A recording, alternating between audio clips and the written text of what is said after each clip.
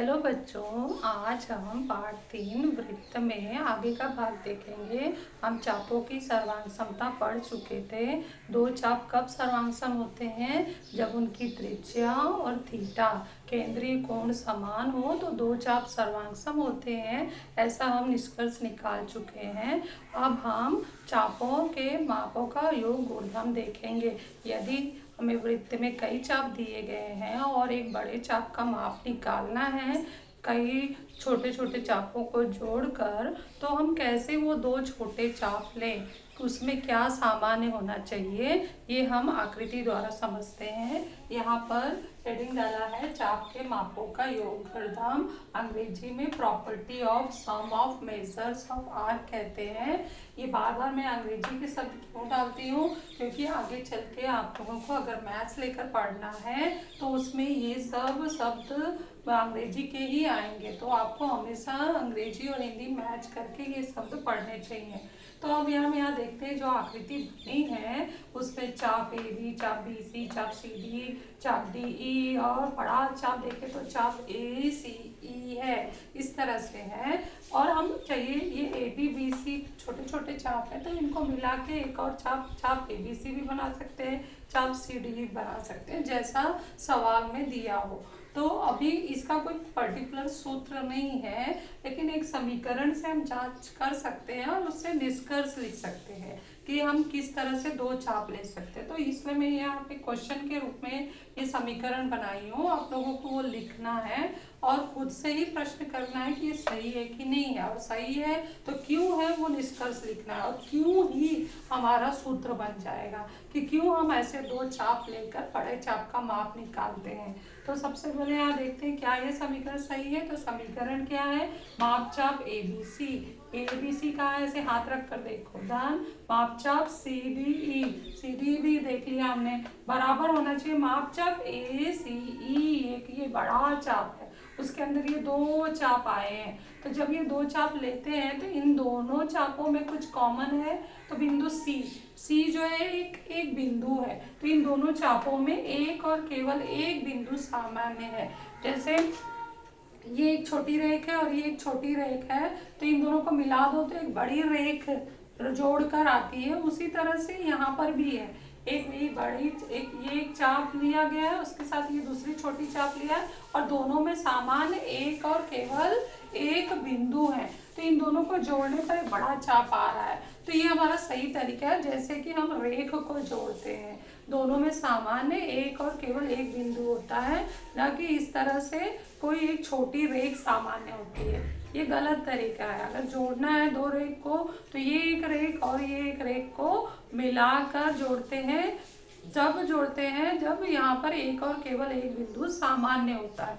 तो उसी तरह से चाप में भी वही गुण आता है जो हम रेखाखंडों में जोड़ने के लिए उपयोग लाते हैं। तो बस यहाँ पे तुम्हें रीजन लिखना है कि हाँ ये सही है, यह सही है, क्योंकि भी लिख दो। जो क्योंकि में उत्तर लिखोगे वही तुम्हारा एक सूत्र है छोटा सा, क्योंकि कि इन दोनों चापों का सामान्य घटक एक और केवल एक बिंदु है। इम्पोर्टेंट है। नेक्स्ट, क्या यह समीकरण सही है? दूसरा क्वेश्चन क्यों? तो चेक करते क्या दिया है। मापचाप ए बी सी यहाँ तक गए, धन मापचाप बी सी ई यहाँ तक गए, तो चाप कौन सा मिल रहा है? मापचाप ए सी ई, बड़ा चाप मिल रहा है। बड़ा चाप तो मिल रहा है, लेकिन उसमें दो चाप लिए हैं, मापचाप ए बी सी और दूसरा मापचाप बी सी ई, दोनों में सामान्य घटक ये चाप बी सी आ रहा है, चाप बी सी, इसको मार्किंग कर दिया। तो इस तरह से अगर कोई एक पूरा एक चाप में एक बिंदु नहीं असंख्य बिंदु होते हैं, तो एक पूरा चाप अर्थात असंख्य बिंदु सामान्य घटक हो और उन दोनों चापों को जोड़कर बड़ा चाप लाना हो तो वो सही नहीं होता है। तो यहाँ पे लिखना है यह नहीं है, ये समीकरण सही नहीं है, क्योंकि इन दोनों चापों का सामान्य घटक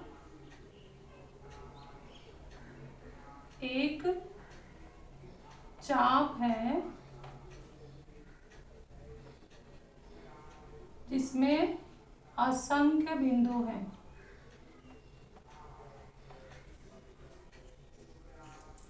जैसे अभी रेख का मैं समझाई थी, ये रेख और ये रेख अगर ऐसे जाती है तो इन दोनों को जोड़कर बड़ी रेख नहीं आ सकती, क्योंकि यहाँ पर इतना जो भाग छोटी रेख है वो सामान्य है और इसमें असंख्य बिंदु पाए जाते हैं। उसी तरह से ये दूसरा समीकरण हमारा गलत है और ये सही है। तो नियम हमेशा याद रखो, दो छोटे चापों को जोड़कर एक बड़ा चाप तभी आएगा जब उन दोनों चापों का सामान्य घटक एक और केवल एक सामान्य बिंदु हो। बहुत ही आसान सा सूत्र है, समझ में आ गया होगा। तो नेक्स्ट हम दो छोटे छोटे प्रमेय हैं वो देखते हैं। वो छोटे छोटे प्रमेय 8वीं में उसका कथन हम कृति द्वारा सिद्ध किए थे। यहाँ पर हम कथन और अभिग्रहित गुणधर्मों का उपयोग द्वारा सिद्ध करेंगे और इसके बाद हम आगे 3.3 के सवाल देखेंगे। तो सबसे पहले प्रमेय क्या है जो बहुत ही महत्वपूर्ण है, एक ही वृत्त या सर्वांगसम वृत्तों के सर्वांगसम चापों की संगत जीवा सर्वांगसम होती है। मतलब यहाँ में क्या दिया है कि प्रमेय में या तो एक वृत्त दिया होगा या सर्वांगसम वृत्त, दो ऑप्शन दे दिया है। तो यहाँ जो हमारा प्रमेय चल रहा है एक वृत्त का चल रहा है, यही चीज हम सर्वांगसम वृत्त में भी लगा सकते हैं। सर्वांगसम वृत्त क्या होता है, जिनकी त्रिज्याएं समान हो उन्हें सर्वांगसम वृत्त कहते हैं। और एक वृत्त तो यहाँ बना ही हुआ है, अगर हमें क्या दिया हो, सर्वांगसम चाप दिए हो तो उनकी संगत जीवा सर्वांगसम होती है। तो हमें दिया क्या है, एक वृत्त दिया है, वृत्त में केंद्र है, केंद्र के साथ हमें दो चाप दिए हैं जो आपस में सर्वांगसम है और हमें सिद्ध क्या करना है, तो उनकी संगत जीवा, तो चाप की संगत जीवा सर्वांगसम है ऐसा हमें सिद्ध करना है। तो अब दत्त साध लिख लेते, तो पहले आकृति बनाते हैं। वृत्त में बी केंद्र लिया है, केंद्र लेकर उसके बाद हम त्रिज्या का उपयोग करके केंद्रीय कोण बना लेते हैं। कोण ए बी, मतलब यहाँ से ये त्रिज्या खींचा, ये त्रिज्या खींचा, यहाँ ये त्रिज्या खींचकर केंद्रीय कोण बना लिया और साथ में जीवा खींच दिया, जीवा ए सी, जीवा डी ई और उसका संगत चाप ले लिया, चाप ए पी सी और चाप डी क्यू ई। मतलब यहाँ पे हमें दो लघु चाप एक ही आकार के दिखने चाहिए, ये नहीं कि ये बहुत बड़ा हो और ये छोटा हो। हम ऐसा नहीं ले सकते क्योंकि हमारे दोनों भी चाप जो छोटे चाप हैं, चाप एपीसी और चाप डीक्यूई कैसे हैं, सर्वांगसम है। तो ये डायग्राम बनाते समय ध्यान देना है कि ये दोनों चाप बराबर लंबाई के दिखे, उसके अंदर जो इसकी संगत जीवा है वो भी बराबर लंबाई के दिखे, क्योंकि उसे हमें सर्वांगसम सिद्ध करना है। तो यहाँ पे बी केंद्र दिया है, चाप एपीसी सर्वांगसम चाप डी क्यू ई, चाप एपीसी यहाँ पर है और चाप डी क्यू ई इधर है, सर्वांगसम। साध्य क्या है, जीवा एसी सर्वांगसम जीवा डी ई, ये दोनों जीवा सर्वांगसम करना है। तो उत्पत्ति में हमारे किताब में ये ऐसे छप के आया है, रिक्त स्थानों की पूर्ति करना है, कृति के रूप में ये प्रमेय दिया है। तो बहुत आसान होता है, आधा भाग तो छपा होता है, बस समझ समझ के लिखना होता है। तो चलो हम लिखना शुरू करते हैं। तो जो यहाँ ध्यान से देखो, अगर हमें इसे जीवा को सर्वांगसम करना है तो जीवा जो है एक त्रिभुज का भाग है यहाँ भी, तो दो त्रिभुज को सर्वांगसम कर दें तो ये जीवा उसकी भुजा है वो भी सर्वांगसम हो जाएगी।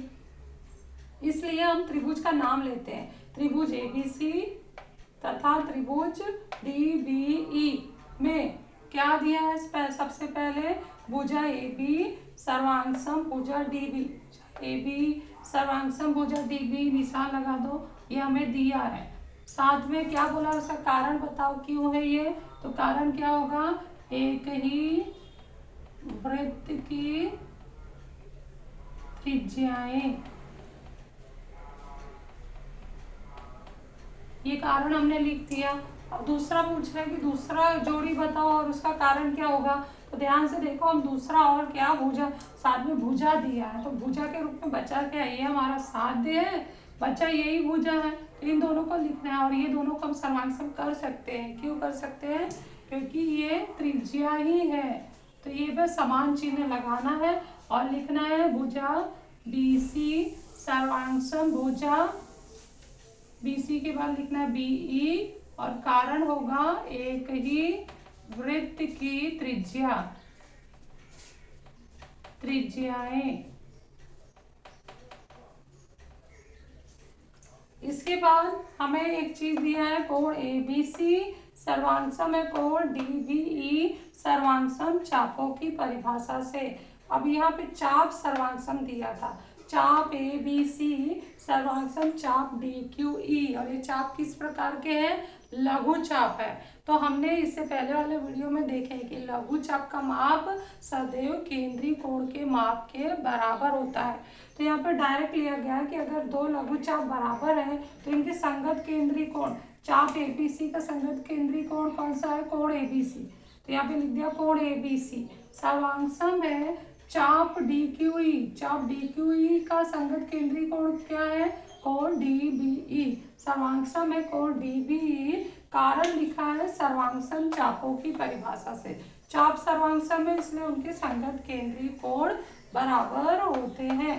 अब तीन घटक आ चुके हैं तो हम त्रिभुज को सर्वांग सम कर सकते हैं। त्रिभुज ABC सर्वांग सम है त्रिभुज DBE, कारण क्या होगा, यहाँ पर भू को भू कसौटी से, दो भुजा के बीच में कोण दिखाई दे रहा है, दो भुजा के बीच में कोण ध्यान से देखो और उसके अनुसार कसौटी बनेगा, सर्वांग समता का बनेगा ये, भू को भू कसौटी से। फिर इसके बाद दो त्रिभुज सर्वांग सम हो गए तो जीवा AC या भुजा बोलो, जीवा AC सर्वांग सम है जीवा DE, कारण होगा इसका, दो त्रिभुज सर्वांग सम है तो इसके ये संगत घटक है, तो हम लिखेंगे सर्वांग सम त्रिभुज की संगत भुजा।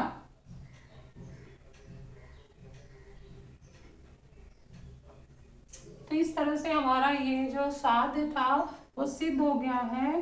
तो आखिरी लाइन में हम इसको बॉक्स बना सकते हैं और ये हमारा प्रमेय यहाँ पूरा हुआ। नेक्स्ट ये समझ में आ गया होगा। ठीक इसका विलोम जो है प्रमेय नंबर 2 है। तो प्रमेय 2 में मैंने हेडिंग भी डाली हूँ, प्रमेय 1 का विलोम।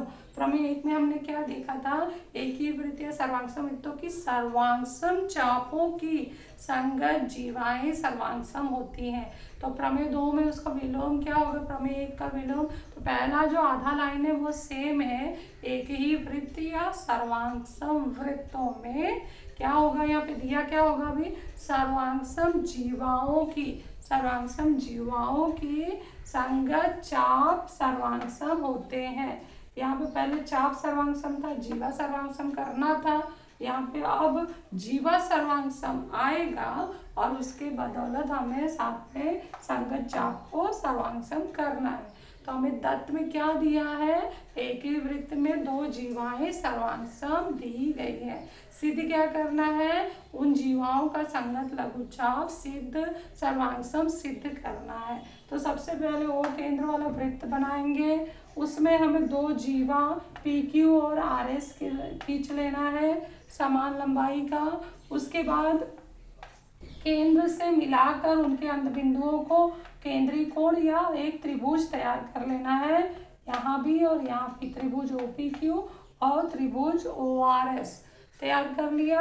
अब इस चाप का संगत लघुचाप जो आया है उसे हम नाम दे देते हैं, बीच में एक M और यहाँ पे N, तो ये PMQ चाप हो गया और ये चाप RNS हो गया। तो अभी दत्त में क्या लिखना है, O वृत्त का केंद्र है और जीवा PQ सर्वांगसम है जीवा RS, और साध्य क्या लिखेंगे, साध्य में चाप PMQ सर्वांगसम है चाप RNS।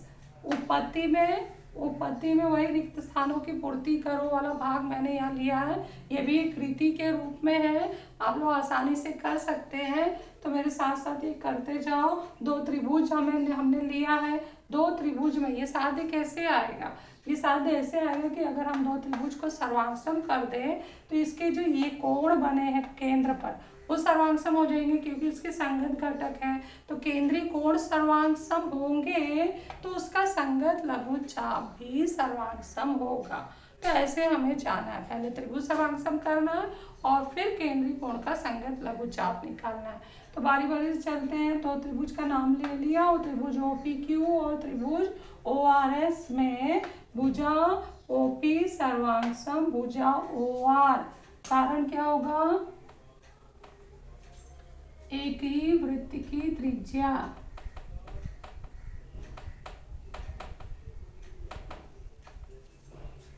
नेक्स्ट हमारा क्या आएगा? नेक्स्ट हमारा बचा क्या? भुजा। ये भुजा तो दिया ही है, ये भुजा हमने ले लिया, तो बचा हुआ भुजा क्या हो सकता है हमारा?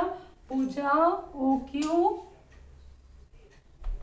मार्किंग कर सकते हैं यहाँ पे, भुजा OQ सर्वांगसम है भुजा OS, कारण होगा एक ही वृत्त की त्रिज्या। और साथ में तीसरी जानकारी हमें दत्त से लेना है डायरेक्ट, जीवा PQ सर्वांगसम जीवा RS, कारण होगा दत्त। 3 घटक आ चुके हैं, 1 2 3, तीनों में भुजा भुजा भुजा लगा हुआ है, भुजा भुजा यहाँ मार्किंग भी है और यहाँ दिख भी रहा है। तो ये दो त्रिभुज OPQ सर्वांगसम त्रिभुज ORS हो जाएंगे। नाम होगा भू भू भू कसौटी से, भुजा भुजा भुजा कसौटी से। फिर उसके बाद मैं बताई थी दो त्रिभुज सर्वांगसम हो जाएगा तो हमें उसका कोण लेना है, और वो कौन सा कोण? जो केंद्र पर बना है, केंद्रीय कोण। तो कोण POQ सर्वांगसम हो जाएगा यहाँ पर कोण ROS, कोण ROS, कारण लिखोगे सर्वांगसम त्रिभुज के संगत कोण, शॉर्ट में लिख दिया यहाँ पर। तो ये जो कोण सर्वांगसम हुआ है वो केंद्रीय कोण है, तो केंद्रीय कोण का संगत लघुचाप भी सर्वांगसम हो जाएगा। तो कोण POQ का संगत लघुचाप क्या है? यहाँ देखो, यहाँ पर बना हुआ है, इस चाप के अंत बिंदुओं से कोण बना हुआ है। तो ये कोण और ये चाप बराबर होते हैं सूत्र के हिसाब से, जो हम इसके पहले वाले वीडियो में देख चुके हैं। तो इसका चाप क्या होगा? चाप PMQ सर्वांगसम है। कोण ROS का चाप क्या था? चाप RNS, चेक कर लो, चाप RNS लघु चाप है। तो ये दोनों बराबर हो गए। कारण लिखना है केंद्रीय कोण के संगत लघुचाप, केंद्रीय कोण, ऊपर केंद्रीय कोण दिया है तो ये कौन है? केंद्रीय कोण के संगत लघुचाप, जो कि सर्वांगसम होते हैं। और इस तरह से हमारा ये साध्य सिद्ध हो गया है। तो इसको एक बार अंडरलाइन कर दो। और ये हमारा 2 प्रमेय पूरा हो गया है। प्रमेय 1 2 चापों का गुणधर्म भी हम देख लिए। तो लगभग हम 3.3 करने के लिए, आगे बढ़ने के लिए तैयार हैं, जिसमें से ये प्रमेय होने के बाद यहाँ पे 2 उदाहरण आएंगे, हल किए गए उदाहरण, वो आप लोगों को फेयर में कर लेना है। और इसे ध्यान में रखे वाला पॉइंट आएगा, इसे भी फेयर में नोट कर लेना है, ये बहुत ही इम्पोर्टेंट है। और उसके बाद प्रश्न संग्रह 3.3 के सवाल शुरू करेंगे, जो हम अगले वीडियो में देखेंगे।